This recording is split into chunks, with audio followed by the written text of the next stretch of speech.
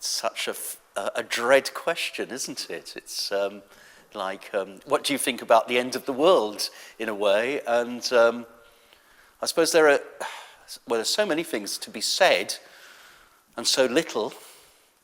I suppose there are sort of two approaches one can take, and one is of utter despair, and the despair might lead to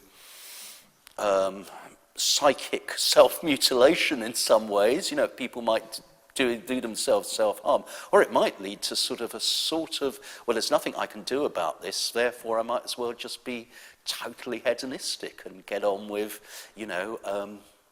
getting on with enjoying life. I think that's what a lot of people might say.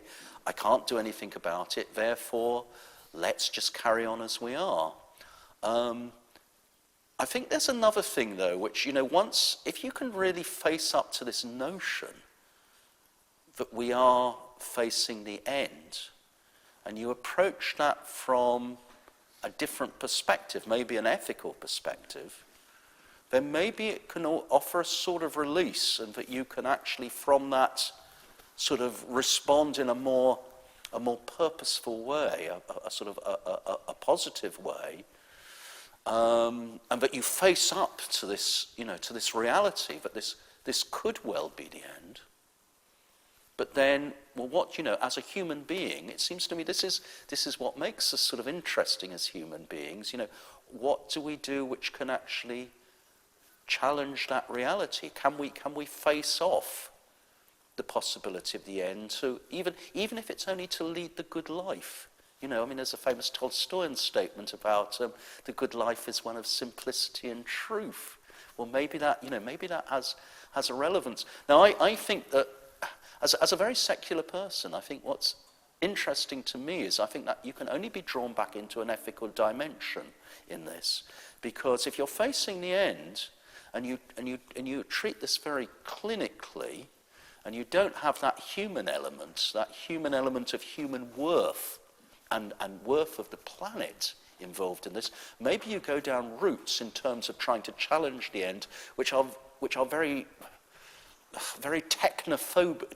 technical. You try and clinically engineer our way out of disaster, which seems to me to be a sort of a recipe for mass violence. And so I think that there has to be an approach which responding means in some way taking on board human worth, and that must mean what one does, what one wants to argue for in the global sense are things like contraction and convergence. One could respond to this in a very technical sort of way. I think there's a tendency within the sort of society we live in to find technical solutions. And I think more and more when we start talking about geoengineering our way out of this, I personally get very frightened, because that seems to me to be routes which have very little to do with thinking about actual human consequence or consequence for the planet. And it seems to me those are not based, they are divorced from ethical consideration about the worth of planet, the worth of people. And therefore I suppose my response would be, well, how does one as a human lead the good life, even in the face of adversity? But I suppose that then has to be translated into not just the individual atomized, but what does one do as part of groups? And that seems to me the key to this, is that if the answer being given to us from the top down is a sort of geoengineering answer, our answer has to be from the grassroots upwards, and that cannot be just about the individual or even the family. It has to be communal networking responses.